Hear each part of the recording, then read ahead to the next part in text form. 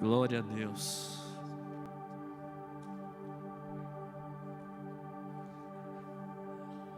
Querido, coloque a mão no seu coração.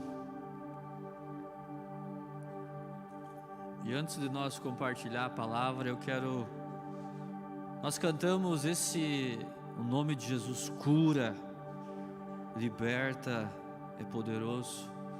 E talvez você trouxe aqui nessa noite uma ansiedade, uma decisão que precisa tomar talvez amanhã.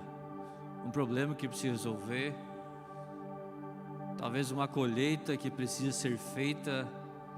Alguma coisa, talvez uma enfermidade, eu não sei. Mas Ele é Jesus. O nome que está sobre todo nome.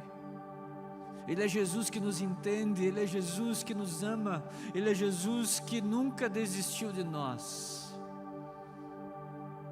Coloque isso agora diante desse Jesus e peça: Jesus, eu te entrego. Eu desisto de fazer talvez do meu jeito, entrego tudo ao Senhor, porque o Senhor sabe a hora certa, o jeito certo. O Senhor é poderoso, o seu nome é majestoso. Traz paz ao meu coração, Jesus. Eu preciso e quero ouvir a tua palavra. Eu lanço à cruz tudo aquilo que me tira a paz nesse exato momento, em nome de Jesus. Amém. Amém, queridos. Nós tivemos um workshop lá em Curitiba, com os nossos irmãos do Projeto Casa, e eles estiveram aqui no ano de 2017, né? Ou 18, vieram ministrar aqui, e foi tão legal poder reencontrar eles, como se a gente tivesse se visto semana passada, e a gente vê como pessoas simples marcam a nossa vida. E num daqueles workshops que a gente participou, falava sobre o poder do som. E eu achei muito lindo a maneira como o irmão Zé, né, ministrou falando sobre o poder do som. Todo som vem de Deus. E é por isso que às vezes nós estamos talvez fechados para alguma coisa, e daqui a pouco vem um som, uma música que nos quebra de dentro para fora, que tira a nossa armadura. É claro que também existem as músicas que às vezes a gente vai em alguns lugares, e eu fiquei pensando nisso, e aquelas músicas que não tem nada de bom, então inconscientemente entra no nosso ouvido e fica ali martelando. E eu entendi o porquê que Jesus disse que a boca fala do que está cheio o coração. E quantas vezes, né, entramos no mercado, algum lugar, tem uma música horrível, mas podemos estar na nossa casa, no nosso trabalho, cantando, louvando, porque o louvor liberta, o louvor cura. E é por isso que a Bíblia diz que Deus habita no meio dos louvores. E várias vezes eu fui fazer visita na casa de irmãos, como já testemunhei, que falaram: pastor, na hora do louvor nós estávamos adorando aqui em casa, e eu senti como se Jesus veio aqui me curar. Que bênção, que bênção. Abra a tua Bíblia comigo no Evangelho de Mateus, capítulo número 5. Evangelho de Mateus, capítulo número 5.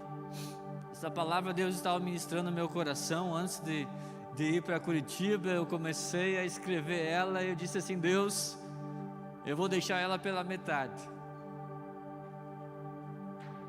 porque talvez naquele lugar o Senhor vai ministrar algumas coisas, e com certeza Deus ministrou e foi confirmando aquilo que Ele tinha colocado no meu coração. Mateus 5, 13 a 16. Mateus 5, 13 a 16. Um texto muito conhecido nosso. Diz assim: vocês são o sal da terra, mas se o sal perder o sabor, como restaurá-lo? Não servirá para nada, exceto para ser jogado fora e pisado pelos homens. Vocês são a luz do mundo.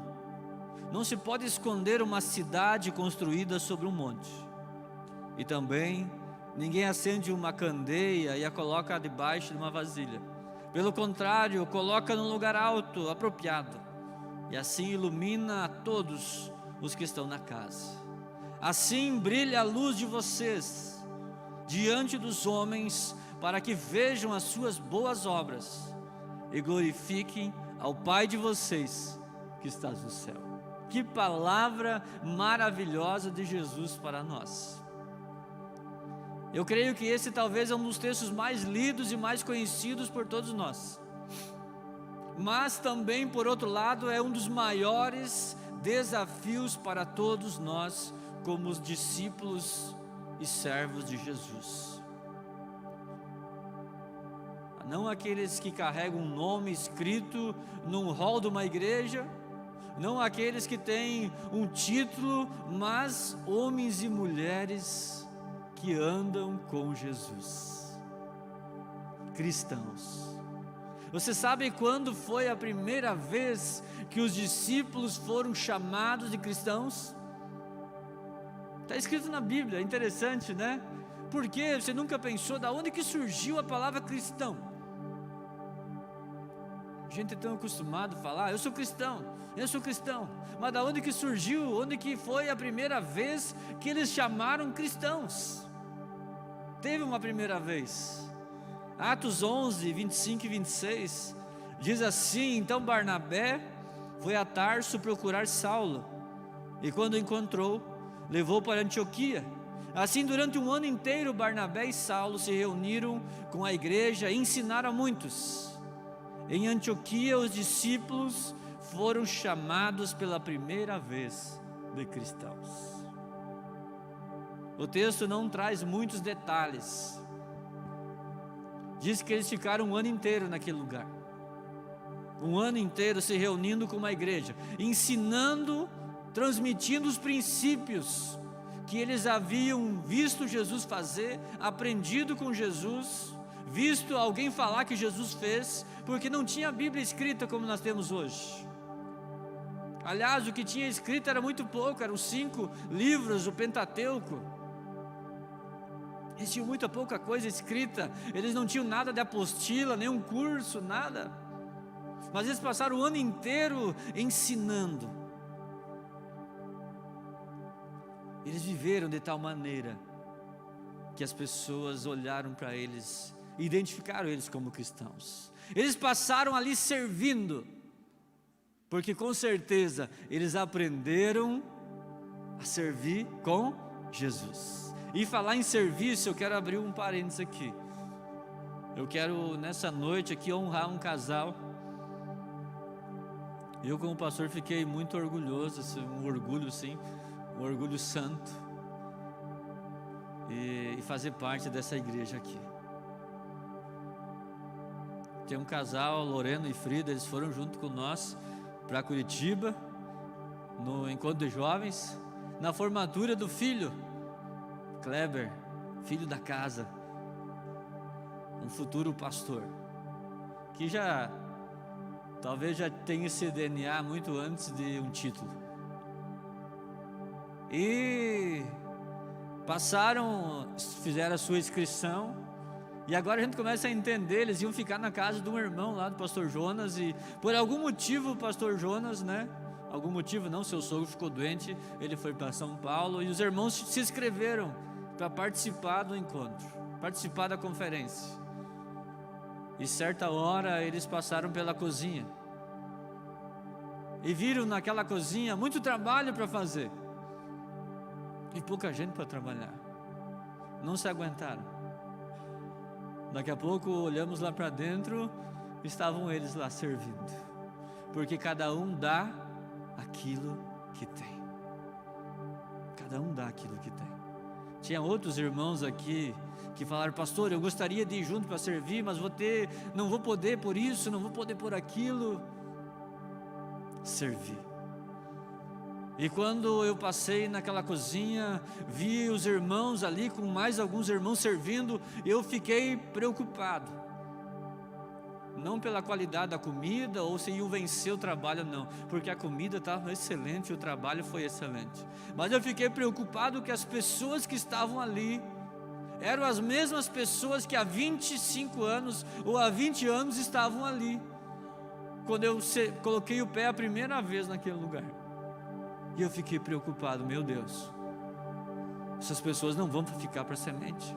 Essas pessoas não vão ficar ali para semente, e não tem como nós tirar um xerox delas. Cadê a geração? Aviva-me! Aviva-me para lavar a louça, aviva-me para servir, aviva-me para ser um pau para toda obra. Aonde estão os servos? Um grande desafio. Um grande desafio.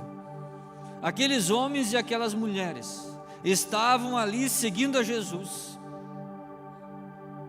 e eles entenderam as boas novas de salvação, aceitaram o perdão de Cristo. Eles tinham pelo menos 3 tipos de inimigo. Os discípulos de Jesus tinham 3 grupos que perseguiam eles. Os primeiros eram os religiosos, aqueles que conheciam a lei de Moisés, aqueles que sabiam todos os 5 primeiros livros de cor. A criança judia, ela precisava saber de cor até os 12 anos, os 5 livros, a Torá inteira. Eles entendiam que por muito saber, por saber todas as coisas, eles iam ser salvos. Eles acreditavam nisso. Porém, crucificaram Jesus. Eles desprezaram os discípulos de Jesus, os nazarenos, e aqueles homens jamais poderiam ser chamados novamente de judeu, saduceu, fariseu, porque eles eram considerados uma vergonha para os judeus. O segundo grupo que perseguia os seguidores de Jesus eram os gregos, os estudiosos, os grandes filósofos, que buscavam respostas para tudo, queriam entender todas as coisas, estavam em busca da reinvenção da roda. Eles queriam saber por que isso, por que aquilo, quem. Queriam entender Deus na ótica do conhecimento. Para eles, acreditar no Evangelho era uma coisa muito simples. Aqueles discípulos de Jesus eram pessoas muito ignorantes, loucos. Acreditar numa loucura dessas, acreditar num homem que andava tão vestido de tão simples, que nasceu no anonimato e se diz agora Messias, Rei dos Reis, que diz que é governo, mas foi crucificado numa cruz. E o terceiro grupo que perseguiu os cristãos, os seguidores de Jesus, foi o governo, o Império Romano, as autoridades, porque eles estavam com medo, porque aqueles seguidores haviam afirmado que havia um rei de verdade, um rei que estava por cima, acima de todos os impérios, o Rei dos Reis. Então, os seguidores de Jesus não faziam parte do povo judeu, não faziam parte dos escolhidos do conhecimento e muito menos do poder político. Como que nós vamos chamar esses indivíduos que se parecem com aquele nazareno, que se parece com aquele que se diz o Messias? Que tal nós chamar eles de cristianos? Vem a palavra cristianismo, ou de cristão, pequenos cristos. Pequenos cristos. Para a religião legalista eram desprezados, um escândalo, uma vergonha. Para os gregos, eles eram muito ignorantes. E para os romanos, para a política, uma ameaça. Alguma coincidência nos dias de hoje? Mera coincidência? Você já parou para pensar por que a perseguição de várias maneiras? Hoje a perseguição acontece de uma maneira mais mais maquiada, vamos dizer assim. Mas ela acontece. E uma perseguição maquiada é mais perigosa do que uma perseguição declarada. Uma guerra maquiada é muito mais perigosa do que uma guerra declarada. Estamos em guerra, sim, estamos em guerra. Não, nós não estamos em guerra. Não, nós estamos um pouco aqui, um pouco ali. Isso é muito perigoso. É muito perigoso. Sabe o que os judeus, os gregos, os romanos tinham medo? Da luz. Da luz. A luz. A presença da luz incomoda. A presença da luz dissipa as trevas. A presença da luz aponta o caminho certo e o caminho errado que tem que ser abandonado. A presença da luz aponta que esse caminho não é bom, mas que esse caminho é o único caminho, verdade e a vida. A presença da luz aponta a minha ferida, e eu, sabendo da minha ferida, eu tenho duas opções: deixar alguém meter o dedo ali, sarar essa ferida, ou deixar essa ferida sarar por conta, e muitas vezes não sara por conta, muitas vezes se aprofunda e se torna algo muito maior. A presença da luz, ela aponta as rachaduras de uma parede, e nós podemos passar tinta, e passar tinta, e passar tinta, e isso e aquilo, mas se nós botar uma luz forte, vai aparecer. E se nós não tratar essa rachadura, o que vai acontecer? Essa parede vai cair, a estrutura vai desmoronar. A presença da luz, a presença da verdade, vai trazer dois tipos de frutos, dois resultados. Primeiro, cheiro de vida e salvação, e segundo, cheiro de morte e condenação. Paulo diz, 2 Coríntios 15:16, porque para Deus somos o aroma de Cristo, o perfume de Jesus, entre os que estão sendo salvos e os que estão perecendo. Para esses somos cheiros de morte, para aqueles fragrância de vida. Então, queridos, por que nós pregamos o Evangelho? Por que nós somos chamados de cristãos? Por que nós carregamos essa mensagem?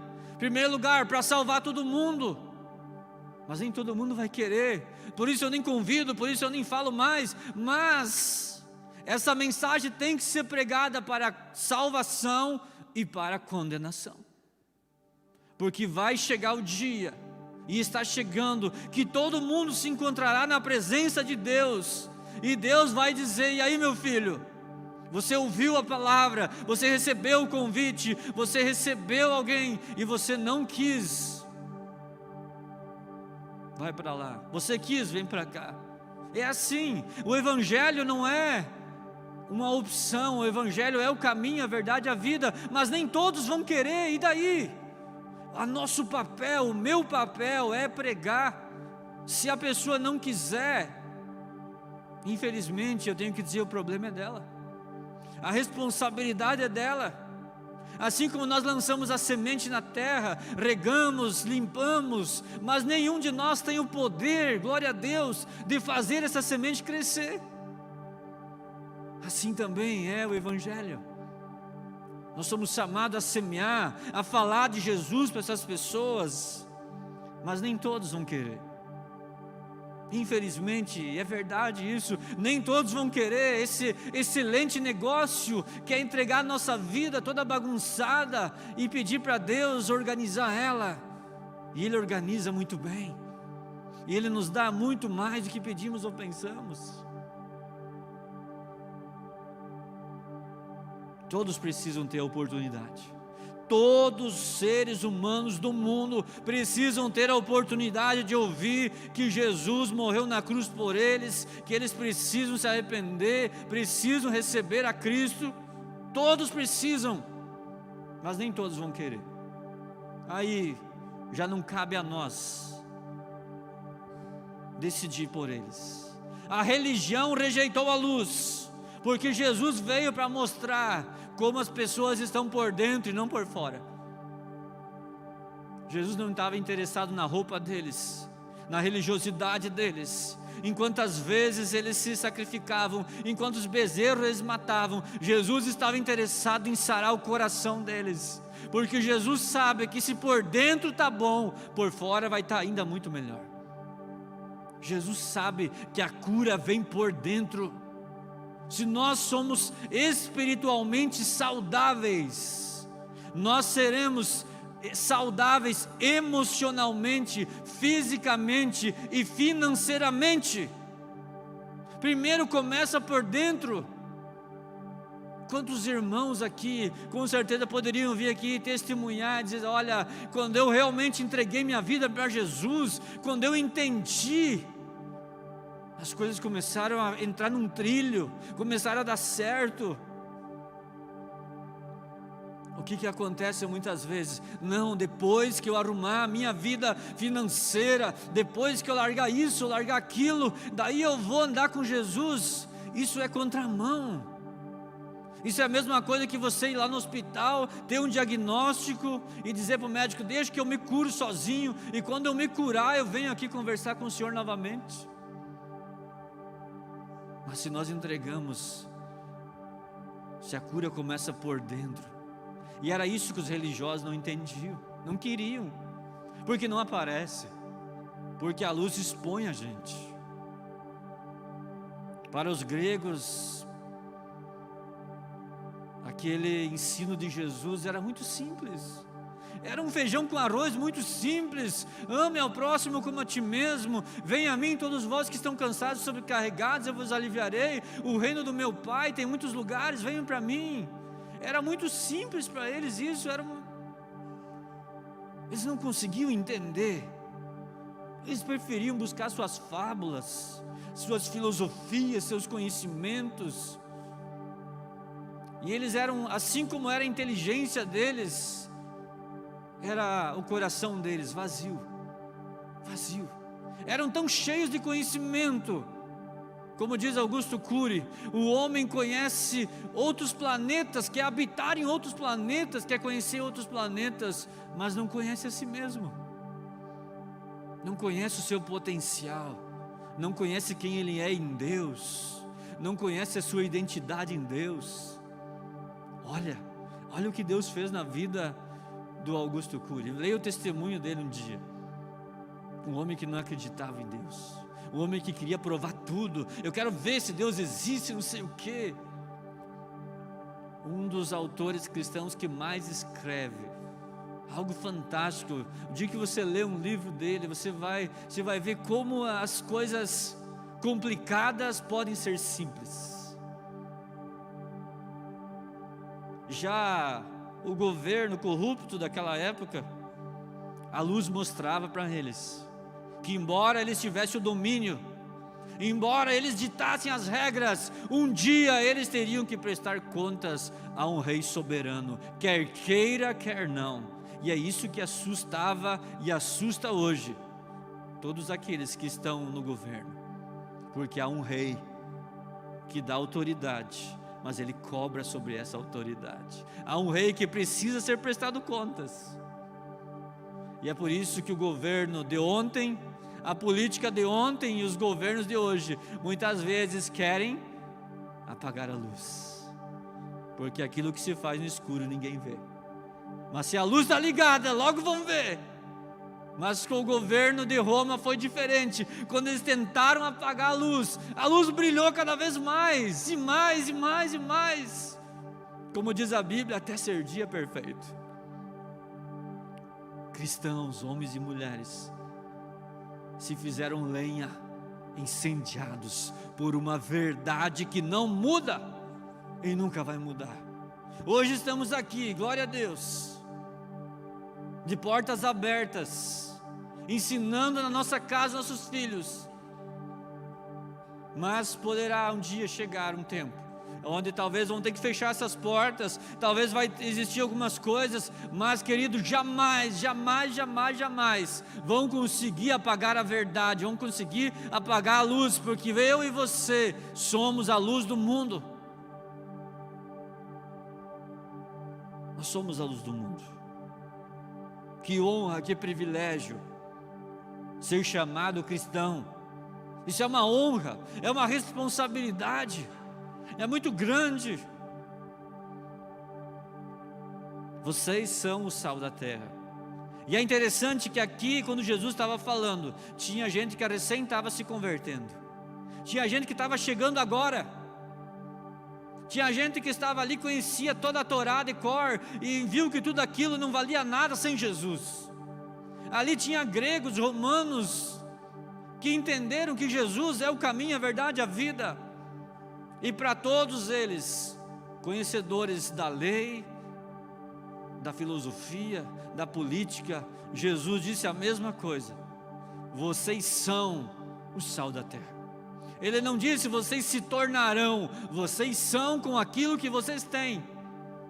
Então, se eu sei um pouquinho de Deus, com um pouquinho de Deus, eu sou sal da terra. Se eu sei bastante de Deus, com o bastante de Deus, eu sou sal da terra. Com aquilo que eu sei, eu sou o sal da terra. Eu sou a luz do mundo.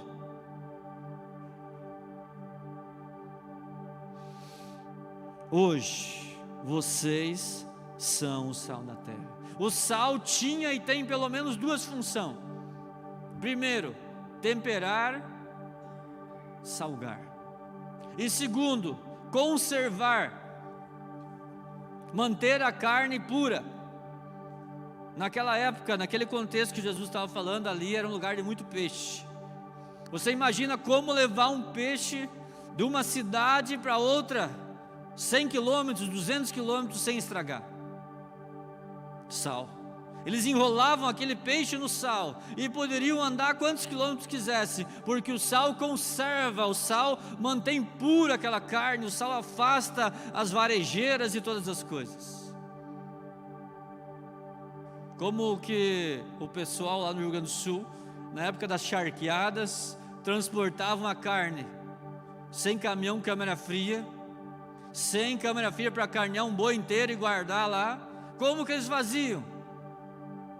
Sal e sol, charque, pendurava aquelas carnes, nos varal de carne, pendurado lá, virando, desvirando, para quê? Para conservar. O sal conserva. O sal se tornou uma moeda muito cara. O sal era como, talvez assim, comparado como ouro, uma coisa preciosa. Mas ao passar do tempo, as extrações de sal foram se tornando mais comum. Talvez no passado nem todos tinham sal em casa. Hoje todo mundo tem sal em casa. E tudo aquilo que vai se tornando comum, vai perdendo o seu valor, muitas vezes a gente deixa de lado. Embora o sal perdeu talvez o seu valor comercial, nunca deixou de ser necessário. Nunca deixou de ser necessário. Assim a igreja de Cristo, ela no começo da humanidade, a igreja foi responsável por formar escolas, faculdades, empresas. O mundo teve uma reviravolta através da vida de homens e mulheres cristãos que trouxeram o cristianismo para a escola, que trouxeram o cristianismo para as empresas, que trouxeram o cristianismo para a sociedade no seu dia a dia. A América, a Europa, muitos países, muitas nações denominadas cristãs foram assim, porque homens e mulheres foram sal e luz naqueles lugares. E infelizmente, por se tornar comum como sal, infelizmente muitas dessas nações têm desvalorizado esse sal, essa influência. E hoje nós muitas vezes vemos que outros princípios, que outros falsos sals estão querendo ser implantados na nossa sociedade. Mas é um sal que não tempera, é um sal podre, que só contamina, e como disse Jesus, serve apenas para ser pisado. Tem um país, agora não me lembro qual, que tem um restaurante todo feito de sal. As mesas são de sal, os bancos são de sal. É na região do Mar Morto, se eu não me engano. Mas é um sal que não serve mais para nada. É um sal que perdeu a sua função. É um sal que não é mais sal. Homens e mulheres que conheceram, que andaram com Jesus, que entregaram suas vidas a Jesus, entenderam o seu chamado, entenderam o ide, e por onde passavam, trouxeram as boas novas. Fomos ontem à noite, antes de começar a programação, eu e alguns jovens fomos na sala histórica do nosso Instituto Teológico. Dentre os objetos que às vezes nem sabemos o que é, tem que ler lá o que é. Isso aqui é um instrumento. Nossa, que negócio estranho. Nós podemos ver ali algumas fotos, convenções da família 1970 e pouco, não sei o que, aquela turma de gente lá, e vendo que esses homens tão simples deixaram sementes aqui no oeste do Paraná, deixaram em todo o Brasil, e hoje nós estamos aqui usufruindo daquilo que eles semearam, com a tarefa de continuar. Com a tarefa de continuar. Se conhecemos Jesus hoje, é porque de alguma forma homens e mulheres se espalharam pelo mundo. De qualquer jeito ou de algum jeito, Deus fez a palavra chegar até nós. Jesus disse: ide por todo o mundo. Foi-me dado toda a autoridade no céu e na terra. Portanto, vão e façam discípulos de todas as nações, batizando-os em nome do Pai, do Filho e do Espírito Santo, ensinando-os a obedecer a tudo o que eu lhes ordenei. De algum jeito eles foram. E sabe por que eu falei de algum jeito?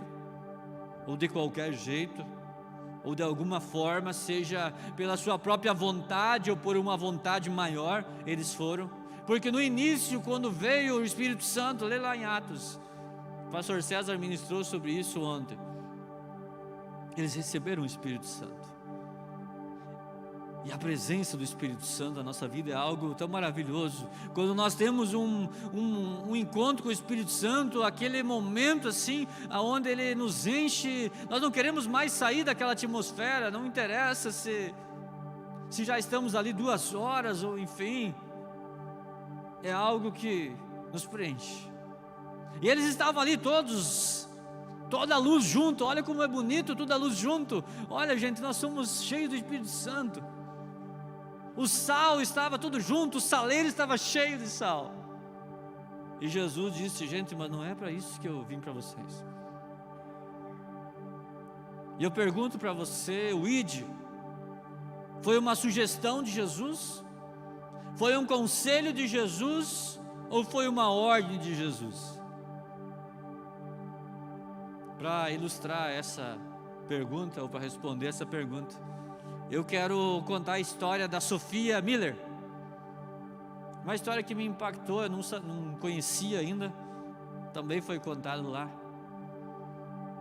Conta que Sophia conheceu Jesus em 1945, quando ela caminhava lá nos Estados Unidos por uma rua, e um homem estava pregando lá, um louco estava pregando a palavra no meio da praça, e ela foi tomada por Deus e se converteu.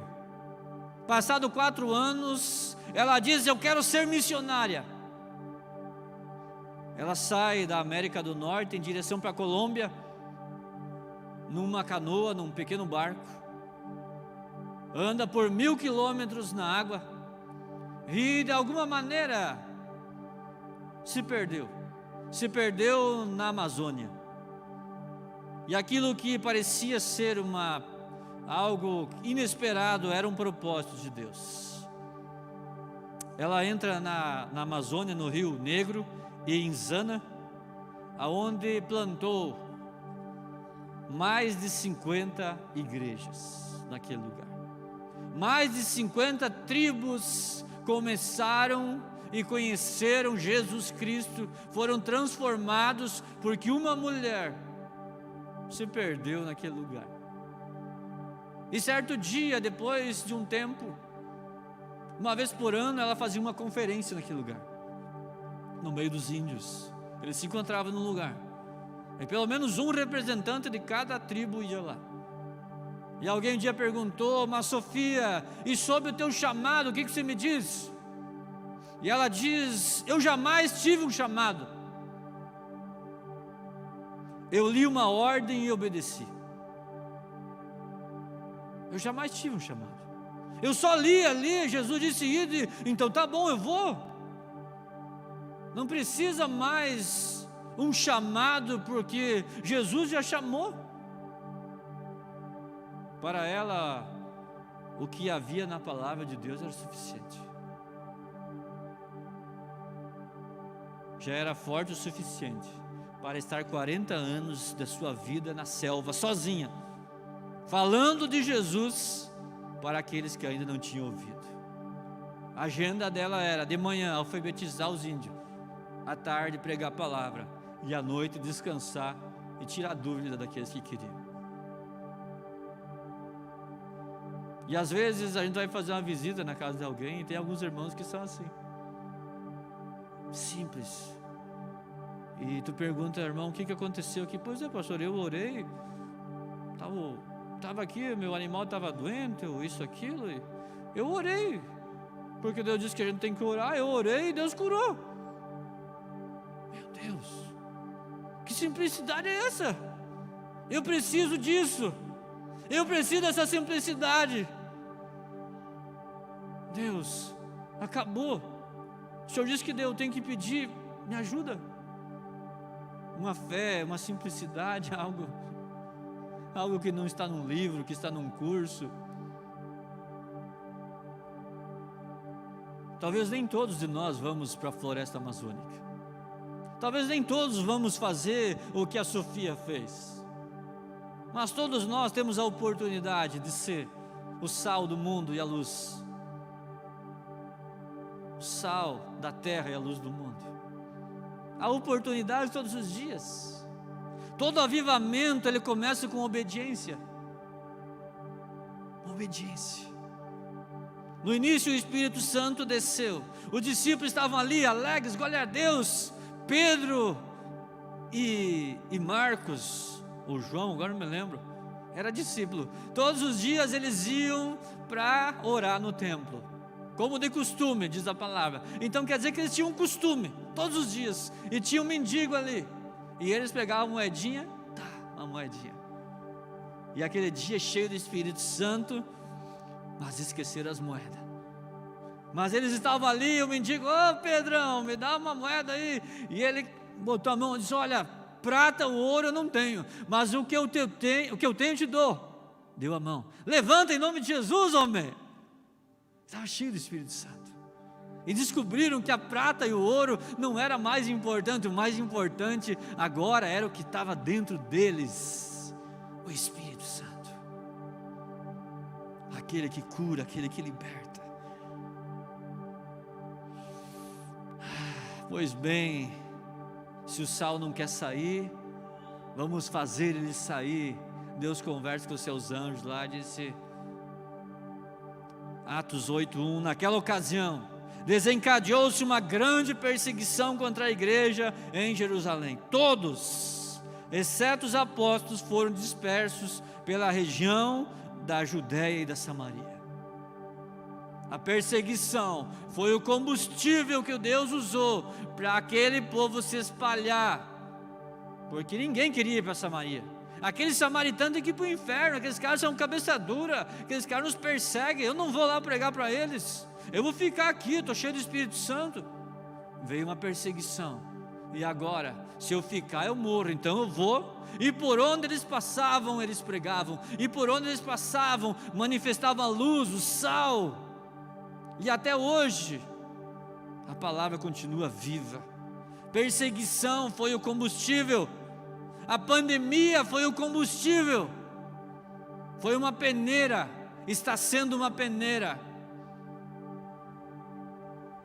E eu não sei o que vem pela frente, mas eu só sei de uma coisa: que o propósito de Deus não vai deixar de se cumprir, seja por um governo, por qualquer coisa. Todos vão conhecer Jesus. Todos vão conhecer Jesus. E sabe o que vai acontecer quando todos conhecerem Jesus? Jesus vai voltar. E quando esse evangelho for pregado a todos, então virá o fim. Porque Jesus não quer que ninguém passe nesse mundo sem ter a oportunidade de ouvir que Jesus ama ele, que Jesus morreu por ele, que Jesus foi preparar lugar para ele. A segunda parte da missão os discípulos fizeram: a Samaria, a Judéia e os confins da terra. Pedro não chegou nos confins da terra, João não chegou, Paulo não chegou. Quem vai chegar? Quem vai ir? Adivinha só quem é? Quem vai cuidar daqueles que ninguém quer cuidar? Encontrei o pastor Nelson, um dos nossos pioneiros, um jovem de 80 anos.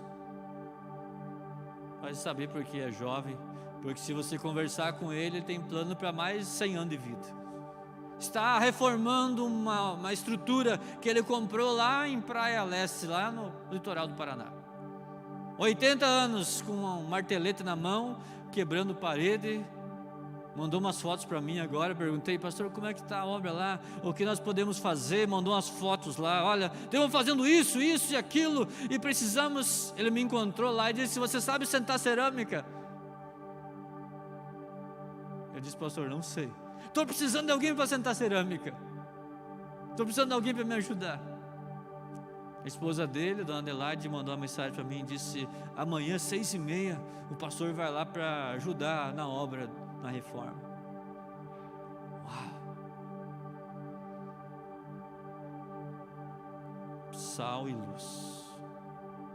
Como Paulo disse: eu quero deixar me gastar por esse evangelho. Para que serve um sal estragado, vencido, contaminado para qualquer coisa, menos para ser sal, salgar e conservar? Vocês são a luz do mundo. Não se pode esconder uma luz. Quando acaba a luz lá na nossa casa, pega a luz e bota no lugar mais alto. Para quê? Para ela clarear tudo. Ninguém bota debaixo da mesa. Você e eu somos a luz desse mundo. Nós não precisamos ficar tímidos, se esconder. Não, nós temos princípios, valores que precisam aparecer. Aparecer aonde? No nosso trabalho, na nossa casa, por onde nós andar. Não negociar valores. Não negociar. Aquilo que é prioridade é prioridade. Aquilo que é importante hoje, como o pastor sempre fala, será importante 5 minutos antes de eu morrer. Não trocar as tuas prioridades por qualquer outra coisa. Quão interessante é que quando às vezes a gente troca as nossas prioridades por uma coisa diferente. E ninguém lá do mundo troca as prioridades deles para vir estar com a gente. Ninguém troca. Nós trocamos. Ou alguns trocam. Jamais o homem poderá viver sem luz. Nós fomos criados para viver na luz. O ser humano não consegue viver no escuro. No escuro só tem desgraça. Nada de bom se cria no escuro. Insetos, pragas, mofo, umidade. Mas na luz, a vida. Na luz, a esperança. Na luz, a alegria. Na luz a gente enxerga mais longe. E é por isso que diz lá em Êxodo 27:20, Deus ordena aos israelitas que lhe tragam azeite puro de oliva batida para a iluminação, para que as lâmpadas fiquem sempre acesas. Graças a Deus nós não precisamos mais ter um candeeiro lá na nossa casa. Sabe por quê? Porque nós somos os candeeiros. Você é um candeeiro, você é uma lâmpada. E quem é o óleo? O Espírito Santo é o óleo. Todo dia nós precisamos. Um pastor lá falou algo interessante, disse assim: olha, o maná de ontem não alimenta hoje, precisa um maná novo hoje. Assim é a nossa vida. A presença de Deus de hoje, essa paz, essa alegria, esses arrepios, essa presença, amanhã já foi. Amanhã eu preciso de novo. É o churrasco que você comeu hoje, amanhã já foi. Foi hoje só. Cada dia.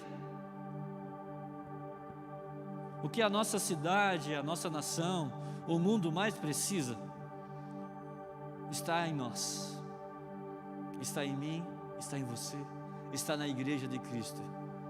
Sal e luz. Vocês são o sal da terra e a luz do mundo. Seja para trazer salvação ou para condenação, nós precisamos ser a luz do mundo, o sal da terra. Mesmo que a nossa luz incomode quem está nas trevas, você não queira chegar e ser logo aplaudido. É perigoso até. Quando nós somos muito aplaudidos pelo mundo, se preocupe, porque você pode estar se tornando parecido. Mas quando nós começarmos a ser radical com nós mesmos, dizer não para aquilo que precisa dizer não, nós vamos começar a ser perseguidos. Nós vamos começar a ser talvez deixado de lado. É melhor ser deixado de lado pelos aqueles que estão seguindo o diabo e ser acrescentado no reino do que o contrário. Eu achei muito interessante uma frase que um jovem falou ontem na abertura. Eu quero terminar com essa frase. Ele disse assim: se a cruz de Cristo não for suficiente para te motivar a buscar um avivamento, nada mais será. Se a cruz de Cristo não for suficiente para te motivar a orar, a ler a palavra, a jejuar, a buscar a Deus todos os dias, então nada mais vai te motivar, nada mais vai te impulsionar, porque ninguém te amou e ninguém vai te amar mais do que Jesus te amou. Ninguém se importou com o mundo e vai se importar com o mundo mais do que Jesus se importou. A cruz, ela nos motiva. A cruz não é o final, a cruz é o começo. A cruz não nos condena, a cruz nos liberta. Essa cruz, e é essa a nossa motivação. Se Jesus fez isso e depositou em nós o nome dele, vocês serão os meus discípulos, vocês serão filhos do meu Pai. Eu vou dividir com vocês o meu reino, eu vou preparar lugar para vocês, porque eu não quero ficar lá sozinho, eu quero que vocês vejam a minha glória. A alegria de Jesus. Se você ler Isaías 53, no final ele vai dizer que o Jesus vai olhar para trás e vai dizer: Pai, valeu a pena eu ser humilhado, ser surrado, ser moído, valeu a pena. Olha lá aquelas famílias sendo restauradas, olha lá aquele homem, aquela mulher, olha lá aquele homem que estava indo para o inferno, agora foi resgatado. Olha, Pai, valeu a pena, valeu a pena. Somos o sal e a luz, porque uma cruz nos comprou, porque alguém acreditou em nós. Quantas pessoas nós podemos conectar só sendo sal e sendo luz? Talvez nunca vão chegar a entrar aqui dentro, mas vão pisar no reino celestial. Mas também precisamos pensar que todo soldado precisa de um exército, e a igreja, ela é um hospital, é uma faculdade, porque ela cura e forma médicos. Mas a igreja também é um exército, onde os soldados se reúnem para orar uns pelos outros, para amar uns os outros. Não existe cristianismo sozinho. Não é em vão que o apóstolo Paulo fala muitas vezes que a igreja é um corpo, que tem muitos membros, e as nossas diferenças nos completam. As nossas diferenças nos tornam mais fortes. As nossas fraquezas, unidos no poder de Jesus, façam que nós sejamos fortes, relevantes e possamos fazer a diferença. Amém, irmãos? Que essa palavra seja para nós como um desafio diário. O que eu posso fazer hoje para ser sal da terra? O que eu posso fazer hoje para dar sabor no meu trabalho, para dar sabor na minha casa? O que eu posso fazer hoje para trazer uma luz nessa situação? O que eu posso fazer hoje para mudar a história de alguém? talvez dentro da minha casa mesmo. Não vamos querer mudar a história lá da China, da África, mas talvez do outro lado do muro, ou dentro da nossa própria casa. O que eu posso fazer? Você é sal da terra e luz do mundo. Habita em você algo maravilhoso. O Espírito do Senhor está sobre você. Você não precisa chamar um líder, um pastor para orar por um enfermo. Você mesmo pode orar, porque Jesus habita em você. E você, não é você que vai curar. Não, não é você não. Não tem nada a ver contigo. Você é só um canal. Porque você ora assim, você não diz, eu oro em nome de Pedro, eu oro em nome do Marlon, eu oro em nome do Ari. Não, eu oro em nome de Jesus. Porque todos nós vamos falhar. Jesus nunca falhou. E Ele disse, se nós orássemos no nome dEle, pedisse em nome dEle, Ele nos deu essa procuração, assinada, Jesus Cristo. Eu, Jesus Cristo, entrego a você, Renato, a minha procuração. E você vai orar pelas pessoas, elas serão curadas, serão libertas. Você vai fazer isso, vai dar certo. Eu, Jesus, assino embaixo. Eu te dou uma procuração. Vamos colocar de pé. Eu glorifico a Deus porque Deus está levantando uma geração de sal e luz para impactar essa cidade, para impactar essa geração. Talvez você pode ser sal com as tuas finanças. Talvez você já tenha sido, glória a Deus. Você pode ser sal e luz com aquilo que você sabe fazer, glória a Deus. Há várias maneiras de a gente ser sal e luz. Com as pernas que vão, com os joelhos que oram, com a mão que oferta, com a boca que abençoa, com o braço que abraça, se importando. Aqui não é um lugar de pessoas perfeitas. Aqui é um lugar onde amamos quem é perfeito, que é Jesus Cristo. Servimos quem é perfeito, Jesus Cristo. E a cada dia queremos ser um pouquinho mais parecido com Ele.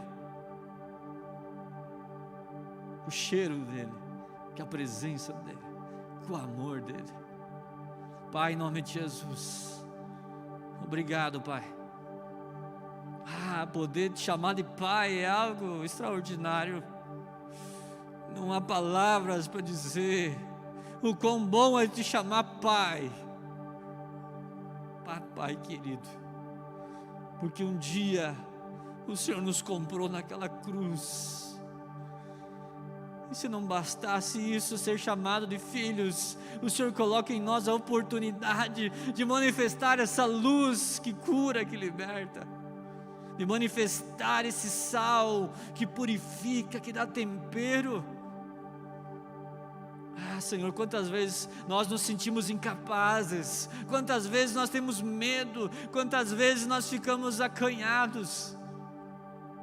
Tudo isso colocamos no Teu altar e damos espaço para a Tua presença, para a Tua criatividade, para a Tua ousadia, para a Tua unção sobre nós, Espírito Santo. E a minha oração, Pai, é que em nome de Jesus, todos nós sejamos aqui motivados, não por uma perseguição que possa vir, mas por amor ao Senhor, e possamos levar a Tua palavra, seja para a salvação ou para a condenação, mas que ninguém dessa cidade e dessa região possa passar ao nosso lado sem ouvir de Jesus Cristo. Usa-nos, Senhor, com intrepidez, com ousadia, com sabedoria, para a honra e glória do nome de Jesus. Amém e graças a Deus. Que o amor de Deus Pai, a presença do Cristo vivo e as mais doces comunhões e consolações do Espírito Santo seja sobre a tua casa, seja sobre a tua família, a tua empresa, sobre a nossa cidade, em nome de Jesus. Amém. Querido, Deus abençoe. Tenha uma excelente semana, em nome de Jesus.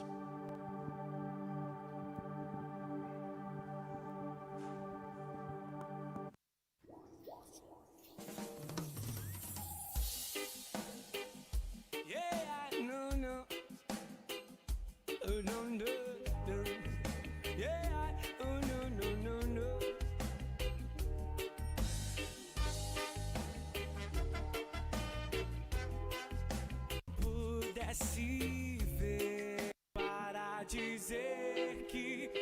és meu Deus, totalmente amável, totalmente digno, és maravilhoso para mim.